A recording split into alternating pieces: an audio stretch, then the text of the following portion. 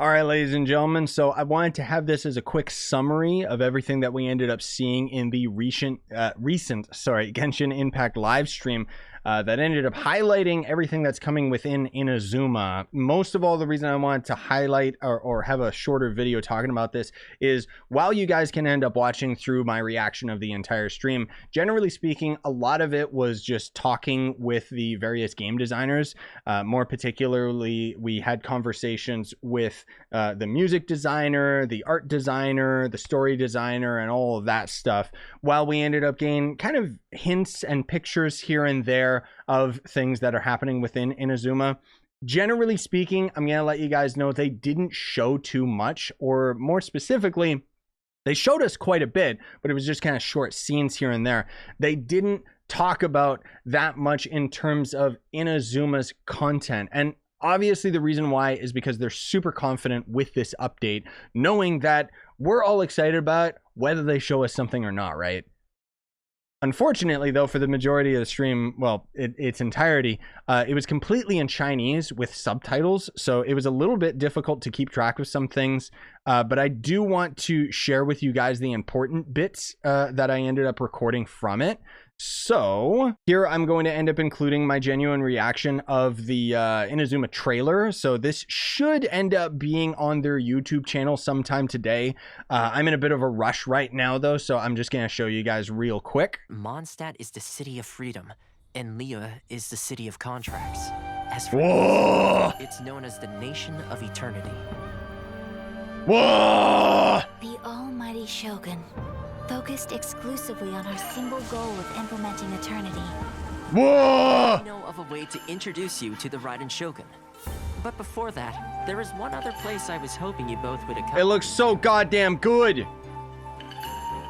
When a person's ambition reaches a certain strength, the gods look upon them with favor. In other words, a person's vision represents their ambition. Oh, what the hell? They just showed like a bunch of new characters. Well, maybe one or two new characters. What was that though? It must be a possession, right? Jesus! I see. That reminds me. So they're showing Electro Traveler. Cool. I'm sorry, I'll shut up. I'm just... Yes, the new enemy!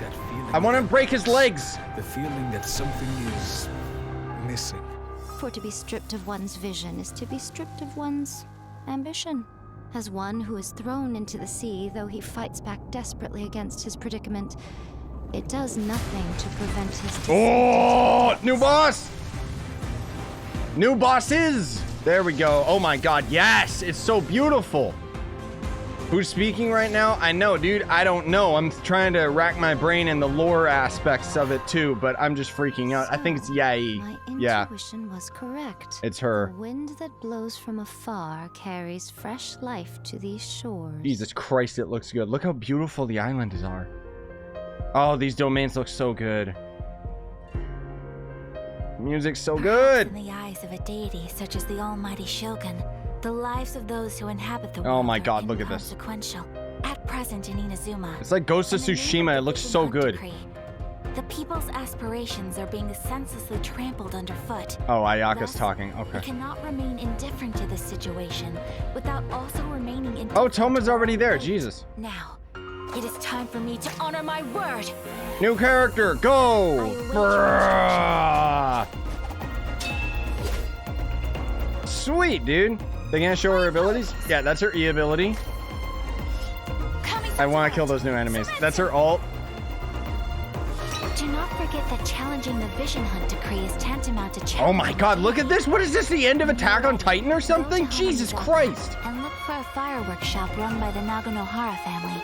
There, you will find someone who can help you. Okay, so that's cool. So they're having these characters explore the world with us. That's really dope. So here's Yoimiya. Pyro bow user. That guy has a crossbow. That's her E ability or charge attack. That's her E ability, sorry. Yes, she flips around with her normal attacks, which is beautiful. They do show us Sayu. At your disposal. I don't even know if they showed Yoimiya's ult. Sayu can turn into a ball and roll into enemies. It's actually really hype. There is also the resistance on Watatsumi Island. Yes! I want to join the Many who resistance. fear losing their visions have rallied together under Sangonomiya on Watatsumi Island to form a resistance group. Whoa. Remove all threats to eternity. Hey! By order of the almighty Shogun. That's another character too. Oh, she's an electro bow user? Okay. 5-star official. She's also a general in the Shogun's army. The resistance never They're showing him too? Why would such a task be left to the Tenryo Commission? The wait is over, my They're showing everybody. Everybody's in Smash. Jesus. And there's Raiden Shogun. There she is, guys. Look at that. Does that look like an awesome... Does that look like an awesome, absolutely amazing god? A warlord samurai? No. No, it doesn't. Change her look, please. She looks awful. Not only did the update end up actually showing Ayaka and Yoimiya, it showed a plethora of other characters. However, all the other characters that you ended up seeing are going to end up being related to the story within Inazuma, and later on will end up becoming character banners, and probably going to end up being like a couple months down the line. Basically, they mentioned how Ayaka and Yoimiya are going to end up being very prevalent story characters. They're not only going to end up having their own story quests, but we're going to have a couple parts of the main quest line. And then to my surprise, they ended up actually showing, you know, a lot of other characters, including Baal right here, which you can see is the Raiden Shogun, which I was very, very overly critical about her look. The Genshin Reddit for Baal mains is basically, everyone refers to it as copium, because basically everybody is in denial that this was her character design when there was leaks before. But now that we actually can see her in game, we can confirm with 100% certainty that yes, this is what she looks like. Here's one of the first codes. They ended up showing a bunch of other cool things about the game, including, and we've already kind of seen this within the leaks, but there is the Shiba Inu, or the Doge Teahouse. So this is actually run by this Doge, and apparently he's going to be like some sort of a yokai or a spirit or something. I don't know entirely, because they kind of just hinted at it, but basically everyone who works at the Teahouse ended up signing some sort of contract with this guy that ultimately made it so that they have to work for him for all eternity. And I mean, generally speaking, I mean, I kind of skimmed through putting footage in the background and stuff for you guys so you can just see how breathtakingly beautiful this area is. Like, it seriously looks so freaking good. As far as the story is concerned, there's going to basically be 3 different clans that are kind of... I think there's 3 different clans, but then there's also the Resistance, which is against Baal and... well, pretty much everything to do with her. We got to see some of the new plants out in the open world area. More particularly, we know that this is the plant that Yoimiya ends up using for her ascension material. And then this area looked really, really cool. That's got a dead serpent on it. Basically, this is going to end up being the Stone Forest of Inazuma. So for you lore buffs, Stone Forest was created when Zhongli was basically going big boy Archon mode and fighting during the Archon War.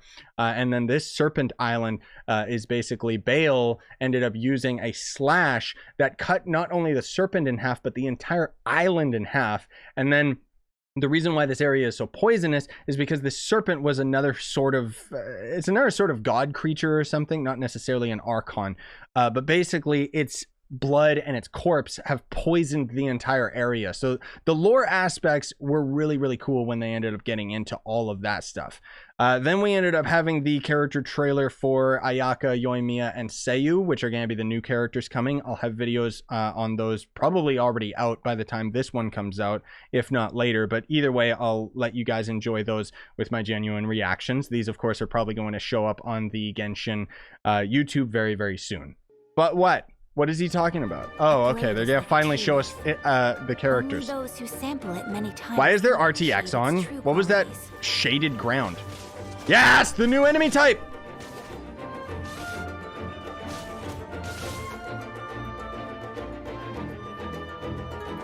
Also an Electro Samurai. He's so cute. Oh my god, we finally get to see gameplay. Thank you for shutting up. Jesus Christ, you guys. Like, I'm sorry, devs. I know that you guys, like, work really hard on this game, and I love it, but please, God.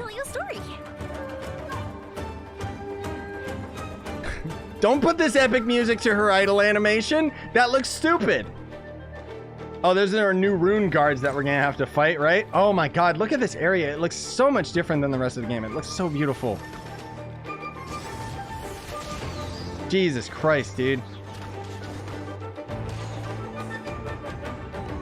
Seems like I should have just stayed in bed. It's Sayu! Okay, she's actually a pretty cool character. She's a 4-star character. And she can roll like a ball. I'm not kidding. Look at that poor Samaturl. Why is she beating up the Samaturl? No. Also, weirdly enough, they're showing her with the club. I guess because they think it would be weird.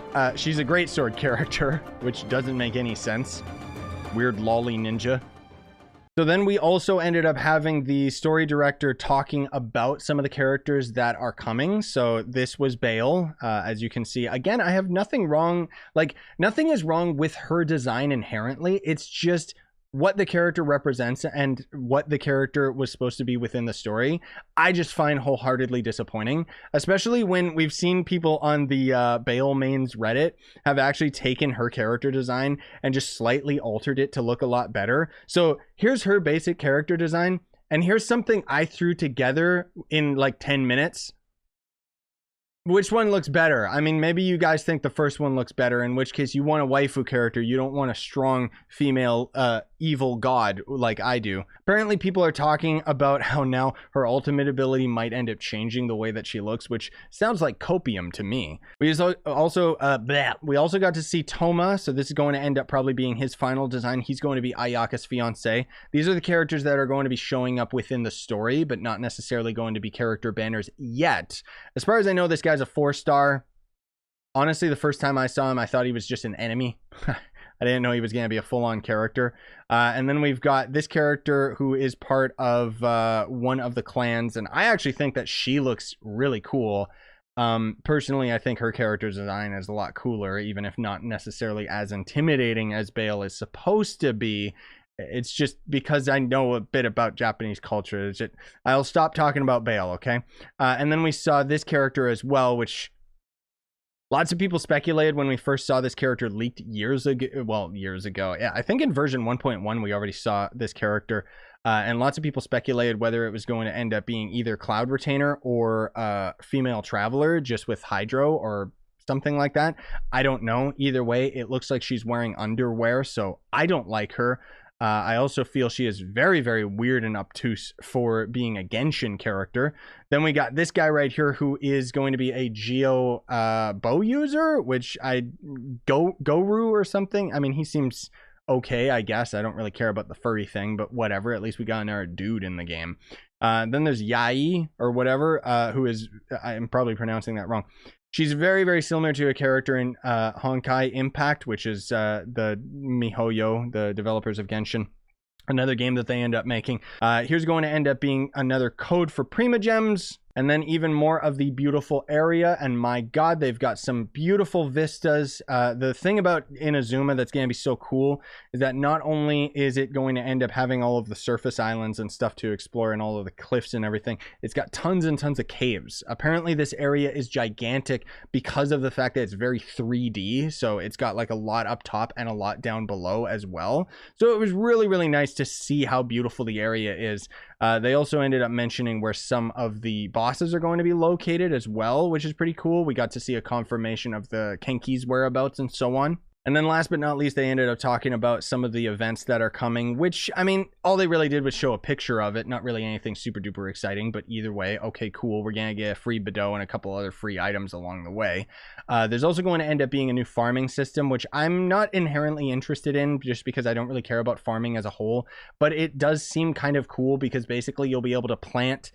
you'll be able to use this gadget so that you can harvest plant seeds from plants out in the open world. And then you can end up then planting those in your Saran teapot, and then they will be on a cooldown timer.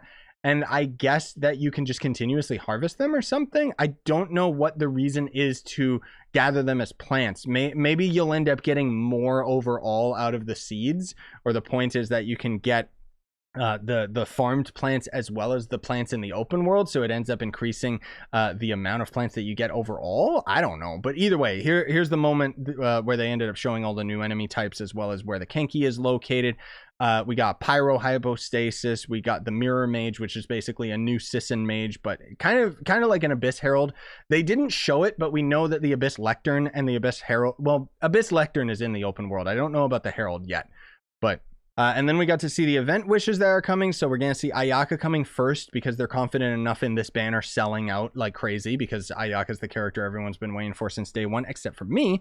And then the second banner is going to be Yoimiya and Sayu. So that's going to be the 4-star character that they ended up showing during the trailer. And then we are going to get these 4-star weapons for free within Inazuma, apparently, or at least one of them. I think that these are literally just the crafted weapons. So similar to how we can end up crafting some of the elemental swords and stuff like that at the smithy. I think that's where these come into play. Either way, there's katanas in there and they look absolutely beautiful. And then he ended up dropping something absolutely crazy. Not only do we see this new weapon banner coming, and I can attest to telling you guys, check out Honey Impact if you haven't already, because these weapons are insanely powerful. I want that katana. Not only does it look badass, but it's really, really powerful on its base attack. It's a one-handed sword basically meant for Ayaka, but I want it for Kaza because it is probably one of the strongest single-handed swords in the game.